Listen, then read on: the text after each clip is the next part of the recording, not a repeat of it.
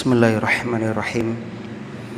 Assalamualaikum warahmatullahi wabarakatuh. Innal hamdalillah nahmaduhu wa nasta'inuhu wa nastaghfiruh wa na'udzu billahi min syururi anfusina wa sayyiati a'malina. May yahdihillahu fala mudhillalah wa may yudlil fala hadiyalah. Asyhadu an la ilaha illallah wahdahu la syarikalah wa asyhadu anna Muhammadan abduhu wa rasuluh. Qala Allah ta'ala fil Qur'an, a'udzu billahi minasyaitonir rajim. Ya ayyuhalladzina amanu taqullaha haqqa tuqatih wa la tamutunna illa wa antum muslimun. Wa qala ta'ala, ya ayyuhalladzina amanu taqullaha wa qulu qawlan sadida yuslih lakum a'malakum wa yaghfir lakum dhunubakum wa may yuti'illaha wa rasulahu faqad faza fawzan 'azima. Amma ba'd. Kaum muslimin dan muslimah, saudara-saudariku yang mudah-mudahan senantiasa dirahmati oleh Allah di dunia hingga di akhirat. Alhamdulillah alladzi bi ni'matihi tatimmus sholihat. Segala puji bagi Allah yang dengan nikmatnya niat-niat solih hamba dapat terlaksana. Kita bersyukur kepada Allah, di malam hari ini Allah masih memberikan kesempatan, memberikan kemudahan kepada kita untuk menambah pahala kita, dan juga dalam rangka mengingat Allah Subhanahu wa taala. Alhamdulillah, dengan harapan mudah-mudahan amal soleh yang kita upayakan ini diterima di sisi Allah Subhanahu wa taala, dan semoga ilmu yang kita pelajari menjadi ilmu yang bermanfaat. Amin ya rabbal alamin. Dan tak lupa salawat serta salam mudah-mudahan senantiasa tercurah limpahkan kepada Nabi kita Muhammad sallallahu alaihi wasallam, kepada keluarga beserta para sahabatnya radhiyallahu anhum ajma'in. Allahumma sholli wa sallim wa barik ala sayyidina Muhammad wa ala alihi wa ashabihi wa man tabi'ahum bi ihsanin ila yaumiddin. Alhamdulillah, sebentar lagi kita memasuki bulan Sya'ban. Bulan Sya'ban itu bulan yang banyak dilalaikan oleh manusia, terletak di antara Rajab dan Ramadan.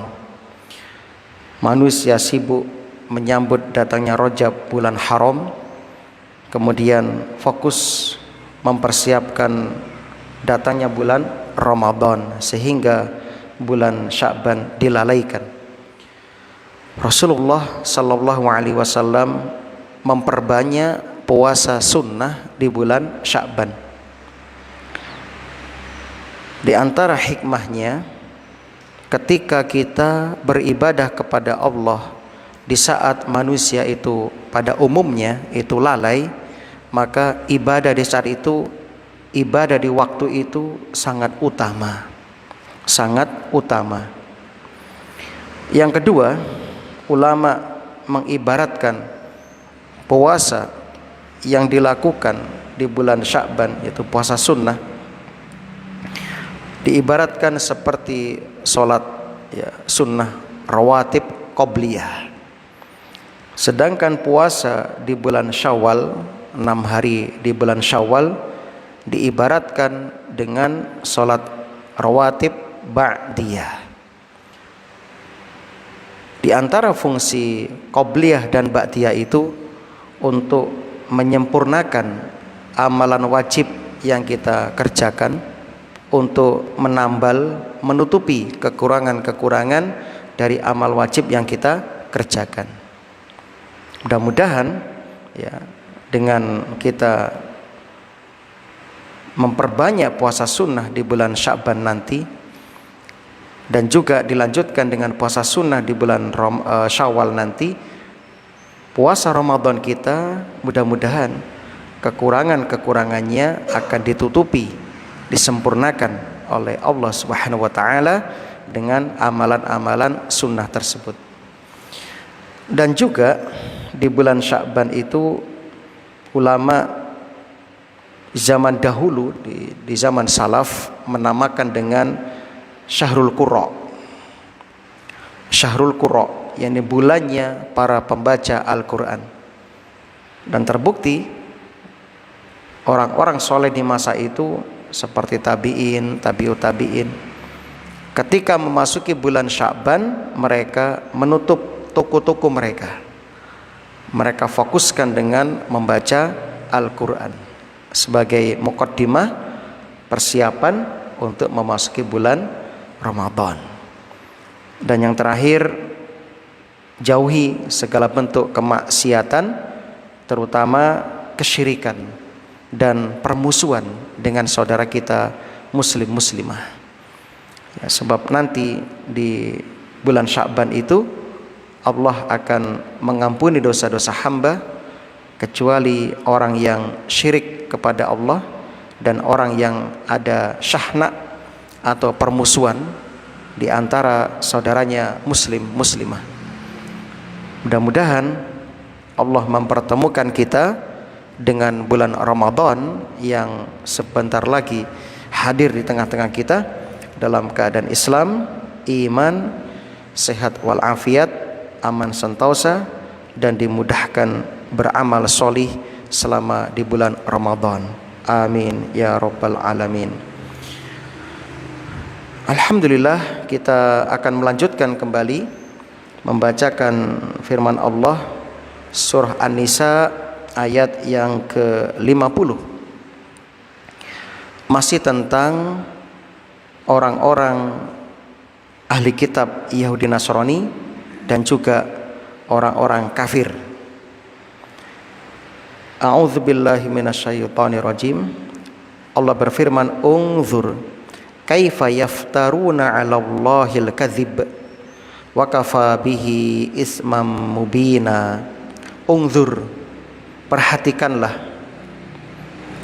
kaifa, bagaimana, yaftarun 'alallahil kadzib, mereka mengada-adakan dusta terhadap Allah, wa kafa bihi ismam mubina, dan cukuplah perbuatan itu menjadi dosa yang nyata bagi mereka. Kaum muslimin rahimani wa rahimakumullah. Kalimat unzur di sini adalah perintah. Perintah di sini siapa khitabnya? Siapa yang diperintah di sini? Yang diperintah di sini ada kalanya Rasulullah sallallahu alaihi wasallam, jelas sebagai ya khitab pertama, sebab beliau yang mendapatkan wahyu. Yang kedua, bisa juga diarahkan kepada kita umatnya. Jadi Rasulullah diperintahkan untuk memperhatikan bagaimana perbuatan ahli kitab Yahudi Nasrani dan juga orang-orang musyrik ya, yang telah ya, melakukan perbuatan iftira, mengada-adakan kedustaan terhadap Allah Subhanahu wa ta'ala.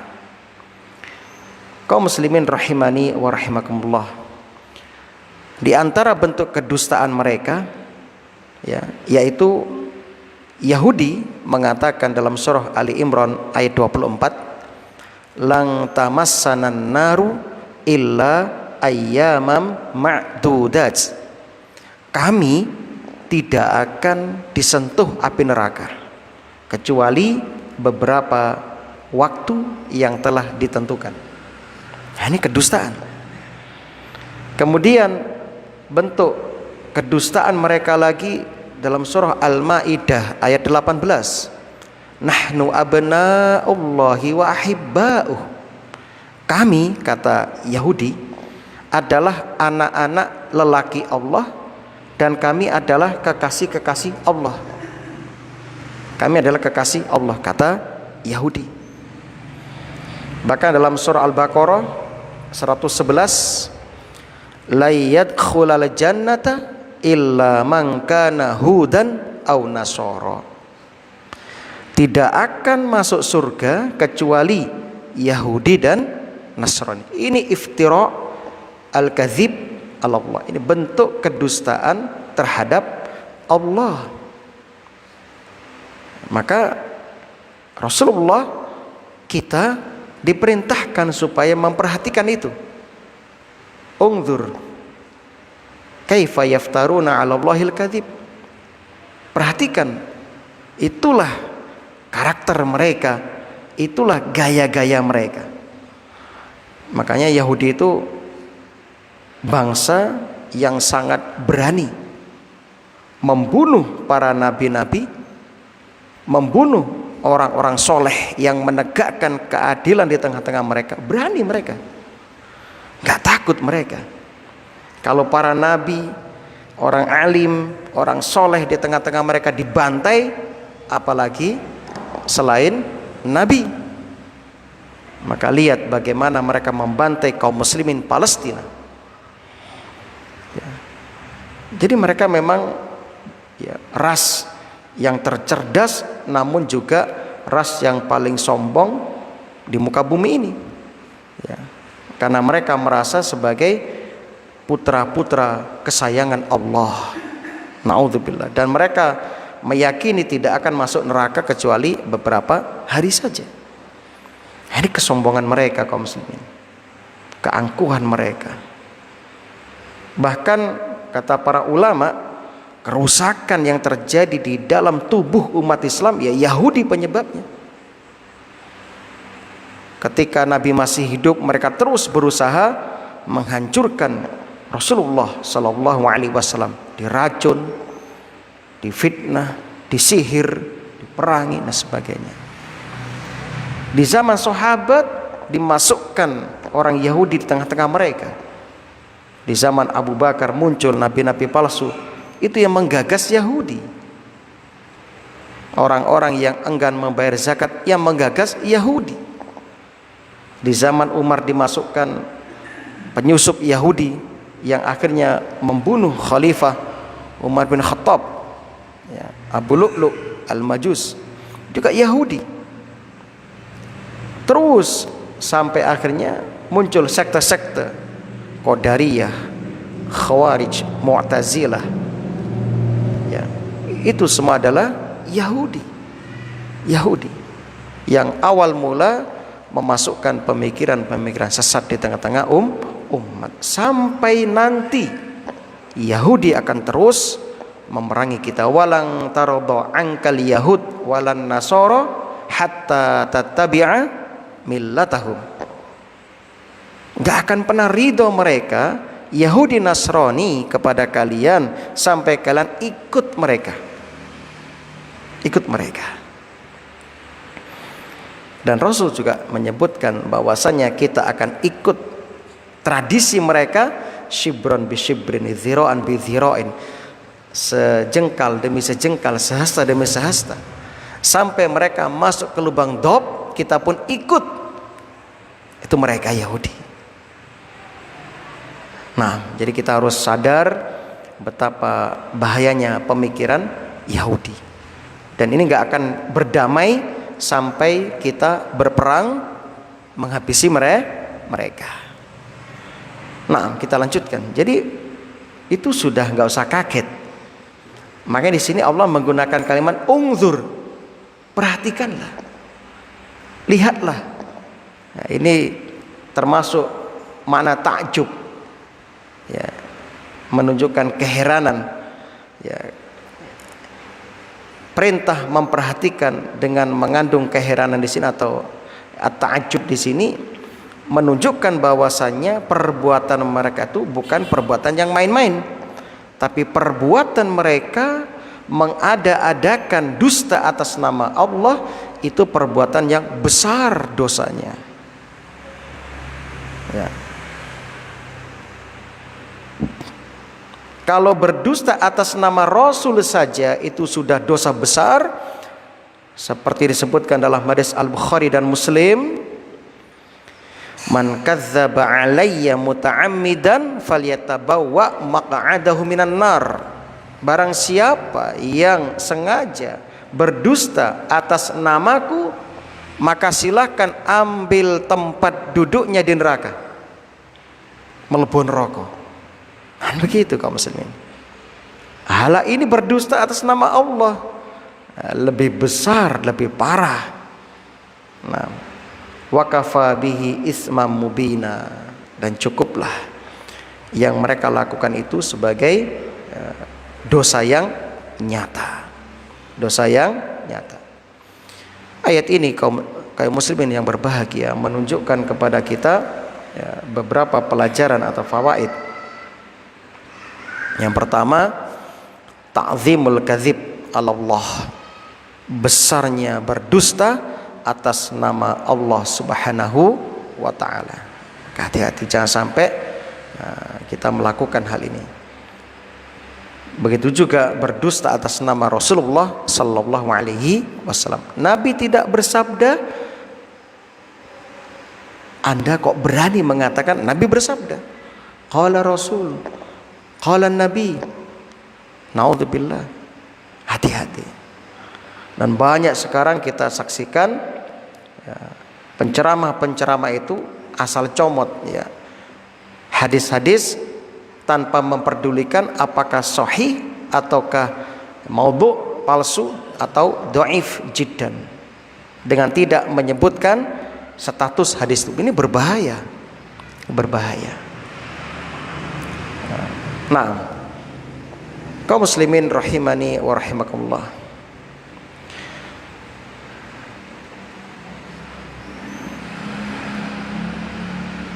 Dan juga menunjukkan bahwasannya ya, orang-orang yang menyerupai mereka ahli kitab dalam berdusta, mereka juga mendapatkan ya, dosa yang besar, sebagaimana mereka Yahudi Nasrani mendapatkan dosa yang besar. Jadi kita nggak boleh tasyabuh dengan mereka, tidak boleh meniru-niru mereka.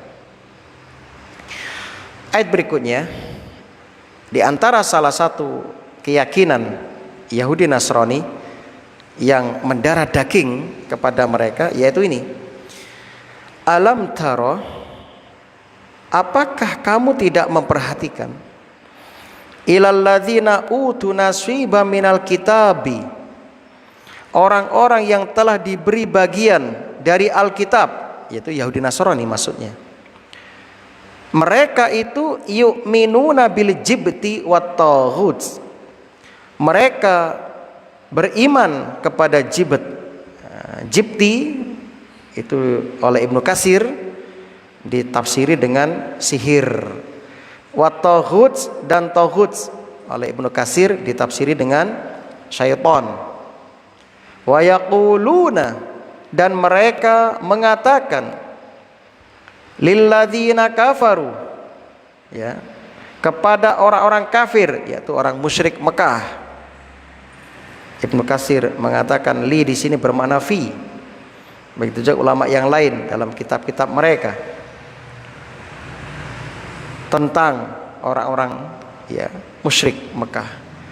Haula'i ahda minalladzina amanu sabila, kata ahli kitab, mereka itu haula, mereka itu ahda, lebih benar jalannya, lebih mendapat petunjuk, minalladzina amanu, daripada orang-orang yang beriman. Ahda sabila, lebih benar jalannya, lebih mendapat petunjuk daripada orang yang beriman. Nah, ini salah satu di antara bentuk kedustaan mereka. Naudzubillah. Ya. Salah satu bentuk kedustaan mereka yaitu ya, mereka mengatakan bahwasannya orang musyrik itu yang menyembah berhala itu lebih benar jalannya daripada Rasulullah sallallahu alaihi wasallam dan orang-orang yang beriman bersama Rasulullah sallallahu alaihi wasallam. Mari kita lihat sejenak makna ya al-jibat. Jibat tadi sudah tak singgung, Ibnu Katsir mengatakan membawakan asar dari Umar bin Khattab radhiyallahu an. Kata Umar bin Khattab, jibat atau jibti itu adalah sihir, taghut adalah setan. Adapun Ibnu Abbas, Asy-Sya'bi, mereka mengatakan jibat adalah kahin, dukun. Dukun. Ya termasuk kelompoknya seperti raja, zimat dan sejenisnya. Nah, itu masuk kategori jibat. Jadi orang Yahudi itu sangat mempercayai, meyakini raja-raja, jimat-jimat. Kalau kita telusuri, munculnya raja-raja itu dari mereka Yahudi. Maka mereka yang suka pakai raja-raja, entah itu raja Ontokusumo, entah itu raja apa meneh nih Pak, sing rompi ditulis-tulis ini Pak, atau minyak asma misalnya, apapun itu ya, yang coretan-coretan tentu gambar Semar atau gambar harimau, gambar pedang dan sebagainya, itu warisan Yahudi yang mengajarkan pertama kali turun temurun Yahudi laknatullah alaihim ajma'in dan sejenisnya. Maka mereka yang masih meyakini itu, maka mereka termasuk orang-orang yang tasyabbuh dengan mereka Yahudi. Bahkan ada yang unik di daerah Banyuwangi, ya, tempat saya itu, saya sering pas bertamu lihat di atas pintu itu ada ladam sepatu kuda. Nah, itu dipaku. Ladam sepatu kuda sing melengkung gitu. Itu kalau ada, dulu kan di tempat saya itu ada banyak dokar. Sekarang masih ada di Kalibaru, masih ada dokar itu kan ya. Di Desa Tulungrejo Kristenan itu ada dokar itu. Itu kalau ada santri di waktu itu ya, saya masih di sana itu, nemu itu seneng Pak, go balik Pak, bahkan bisa dijual itu Pak, laku mahal itu. Kontile nemu nang dalan, wes tak tuku nih. Nanti dipaku di atas pintu. Saya tanyakan, untuk apa ini? Untuk tolak bala, biar nggak dileboni maling, ben gak kobongan omahe. Apa hubungannya sepatu kuda dengan itu semua? Ini contoh keyakinan, ya, keyakinan menyimpang, ya, TBC lah istilahnya, tahayul, bid'ah, khurafat. Dan ini sekarang digalakkan oleh para penceramah di YouTube itu, dongeng-dongeng yang nggak logis tuh banyak sekarang itu, bermunculan. Bahkan ya, ada salah satu Habib terkenal, pengikutnya ribuan di Jakarta. Ya, dia cerita ada Habib Fulan nggak tidur sekian puluh tahun, ya, nggak pernah tidur, nggak tidur siang, nggak tidur malam. Ya, Masya Allah, pokoknya laris manis ketika ceramah disertai dengan dongeng-dongeng khurafat, tahayul. Nah, tapi kalau ngaji serius kayak kita, ya, yang nggak guyon ini, nggak ada peminatnya. Kurang lucu ini ustadznya ya. Nah, serius, tegang. Nah, baik, kita lanjutkan. Itu penjelasan Umar bin Khattab, Ibnu Abbas, Asy-Sya'bi, imamnya para tabi'in, ya, rahimahullah. Nah, kemudian ya, Syekh As-Sa'di rahimahullah mengatakan maksud yu'minuna bil jibti wa taghut, mereka beriman kepada jibt dan taghut adalah beriman dengan melakukan peribadahan kepada selain Allah atau berhukum dengan selain hukum Allah. Termasuk di sini percaya kepada sihir, ramalan, perdukunan, ya, dan beribadah kepada setan-setan. Ini termasuk bagian dari mengimani jibat dan tauhid. Adapun Ibnu Qayyim al-Jauziyah, beliau mendefinisikan tauhid dalam kitab I'lamul Muwaqqi'in, kullu ma tajawazu bihil abdu haddahu min ma'budin au matsbu'in au muta'in. Itu tauhid. Tauhid kata Ibnu Qayyim, kullu ma tajawaz bihil abdu haddahu, segala yang seorang hamba melampaui batas terhadapnya, baik itu sesuatu yang disembah, ma'bud, atau sesuatu yang diikuti, matsbu', atau sesuatu yang ditaati. Nah, kalau di zaman kita sekarang ya, munculnya raja-raja serta jimat-jimat. Itulah pengertian dari meyakini, mengimani jibat dan tauhid. Kita harus menjauhi ini semua, nggak boleh ya. Bagian dari kesyirikan. Ulaikal ladzina la'anahumullah, mereka itulah orang-orang yang mendapatkan laknat Allah atas mereka. Wa may yal'anillah, dan barang siapa yang dilaknat oleh Allah, falang tajidalahu nasira, maka dia tidak akan mendapatkan seorang penolong pun. Ya, kaum muslimin rahimani wa rahimakumullah. Ulaikal ladzina la'anahumullah, mereka itu orang yang dikutuk, dilaknat oleh Allah, yaitu Allah mengusir mereka dari rahmatnya dan Allah menempatkan mereka pada kemurkaannya. Allah marah sama mereka. Wa may yal'anillah falang tajidalahu nasira, barang siapa yang dilaknat Allah jalla jalaluh, niscaya kamu sekali-kali tidak akan memperoleh penolong baginya. Maksudnya tidak ada yang melindunginya, tidak ada yang mengurus kemaslahatannya serta menjaganya dari perkara-perkara yang dibenci, dan inilah puncak dari kehinaan. Kaum muslimin yang berbahagia, Allah akan serahkan kepada yang dia yakini itu. Ya. Sedikit kita tambah faedah, karena ini mendekati musim-musim ya, pemilu, yang mana di pemilu nanti banyak orang yang dilaknat oleh Allah. Kenapa? Karena mereka melanggar salah satu hukum syariat Islam, yaitu suap menyuap, sogok menyogok. Kaum muslimin rahimani wa rahimakumullah, kita semua sepakat bahwasanya kita itu cinta kepada Allah, cinta kepada Rasulullah sallallahu alaihi wasallam.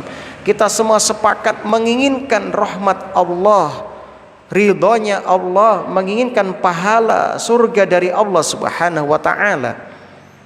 Dan kita semua tidak mau dibenci, dimurkai oleh Allah. Sepakat kita.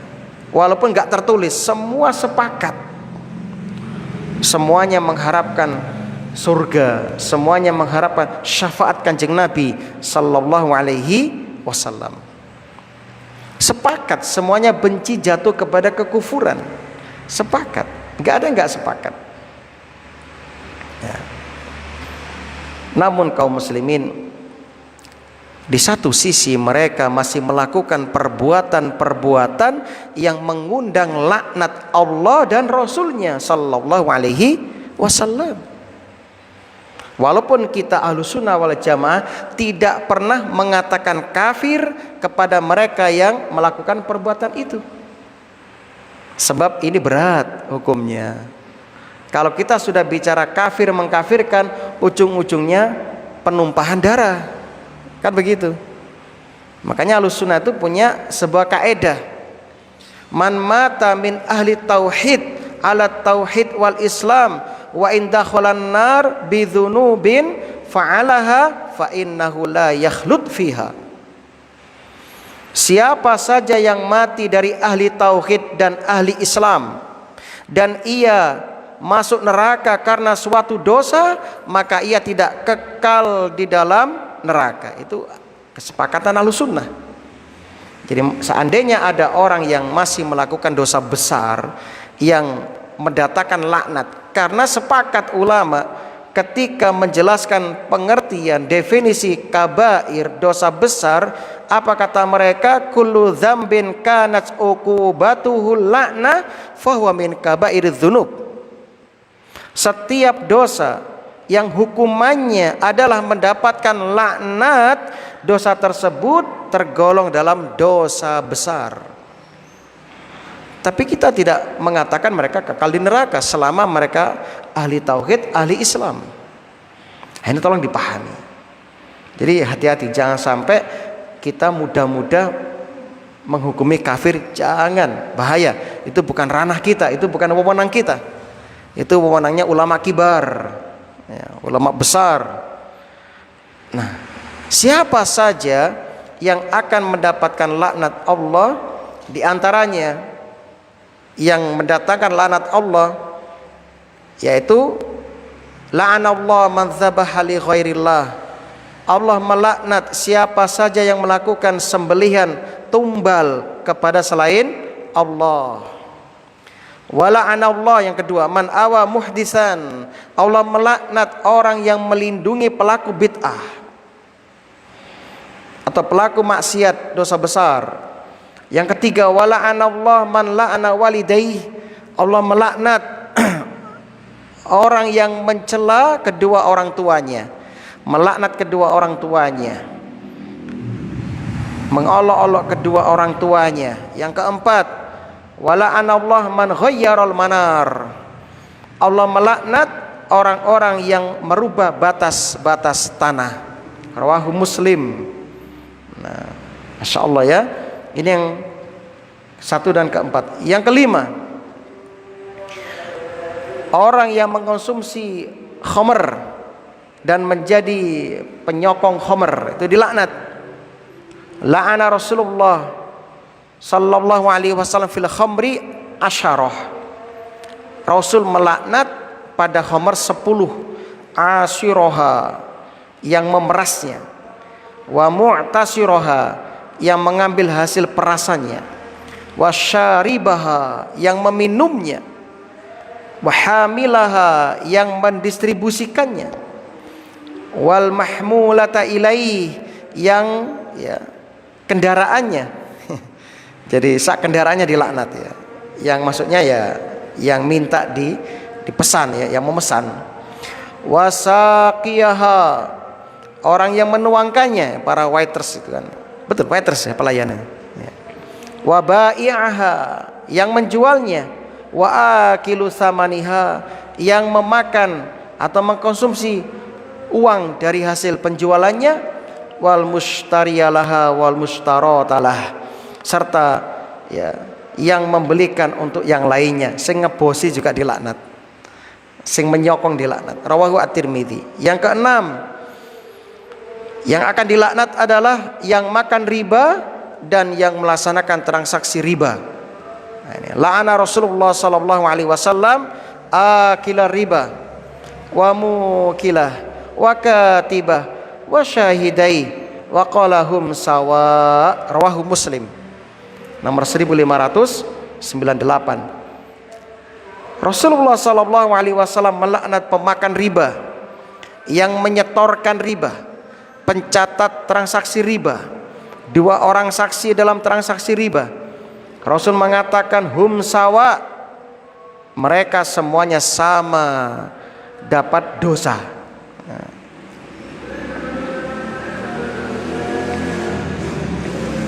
Yang ketujuh, yang dilaknat adalah orang yang meratapi mayit. Dalam hadis Abu Dawud, la'ana Rasulullah sallallahu alaihi wasallam an-naihata wal mustami'ah.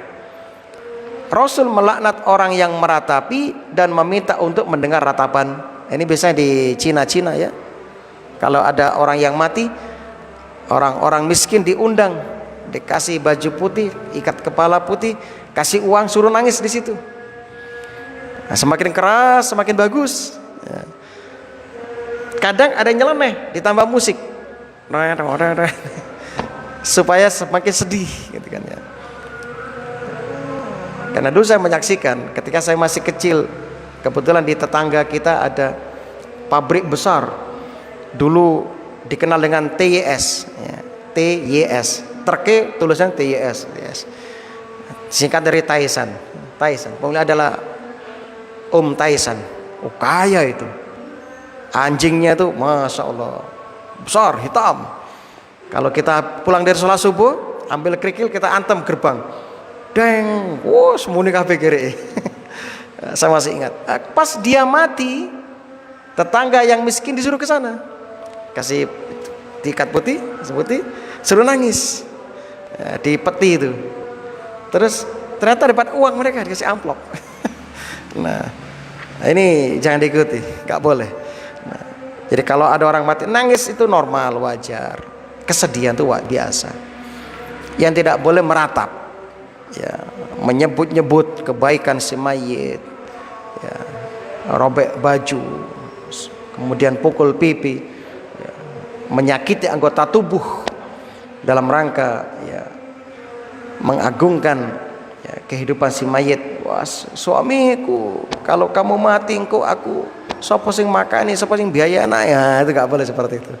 Nah, kalau Anda sedih nangis normal sebagai bentuk kasih sayang. Rasul juga menangis ketika putranya wafat gitu kan, ya. Itu manusiawi. Nah, kemudian yang kedelapan, yang akan dilaknat orang yang memberi suap dan yang menerima suap. Dalam hadis Abu Dawud, At-Tirmidzi, Ibnu Majah, la'ana Rasulullah sallallahu alaihi wasallam ar-rashi wal murtashi.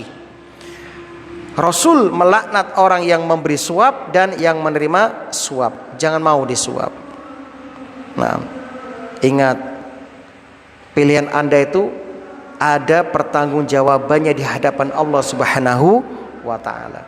Kalau ada pemimpin yang layak untuk memimpin, lalu Anda menjatuhkan pilihan kepada yang gak layak, ya, karena ikut-ikutan atau karena, ya, Anda disuap, maka Anda telah berkhianat kepada umat Islam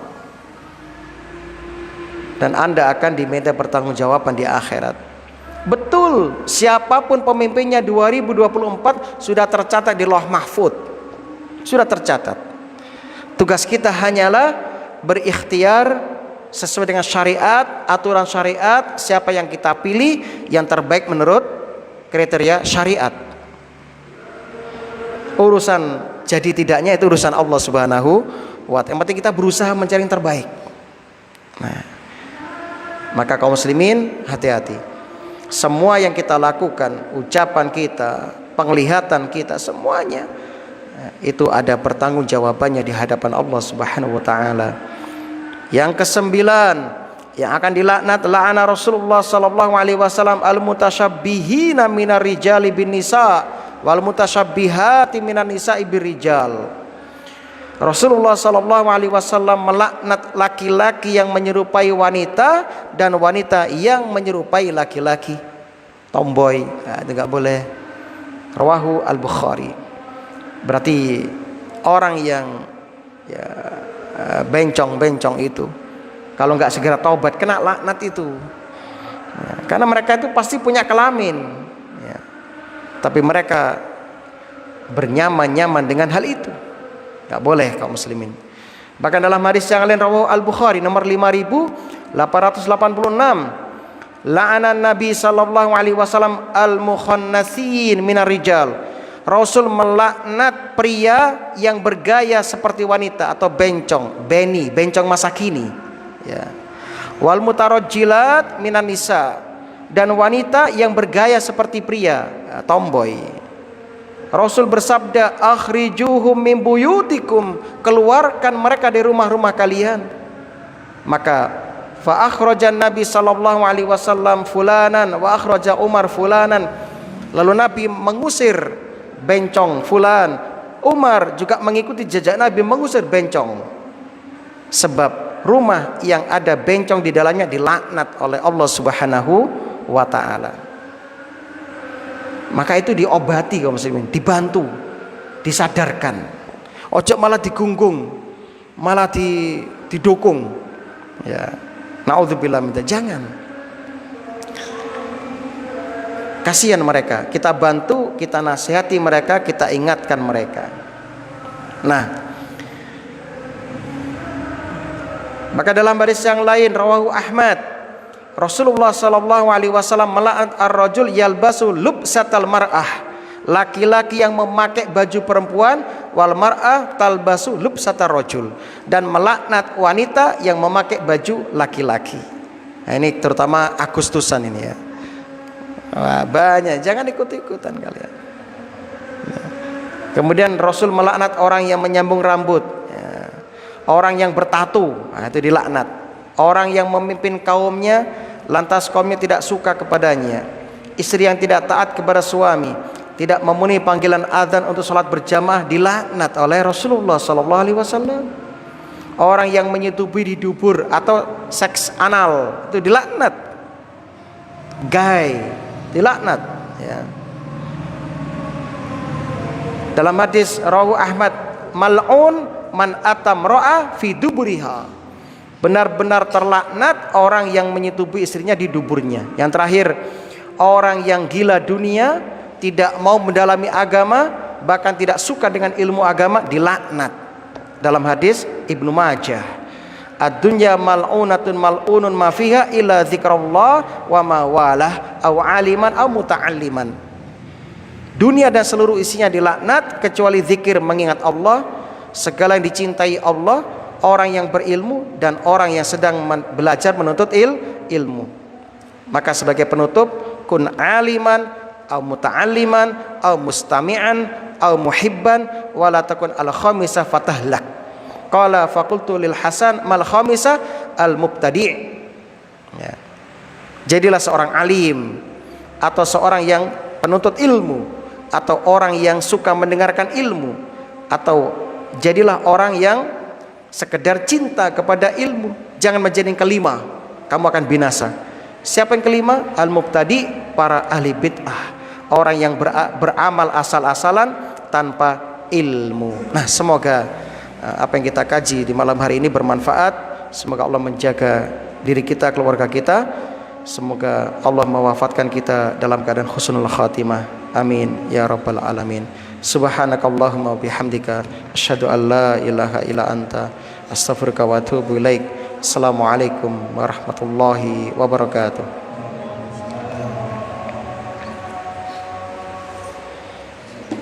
Wa iya.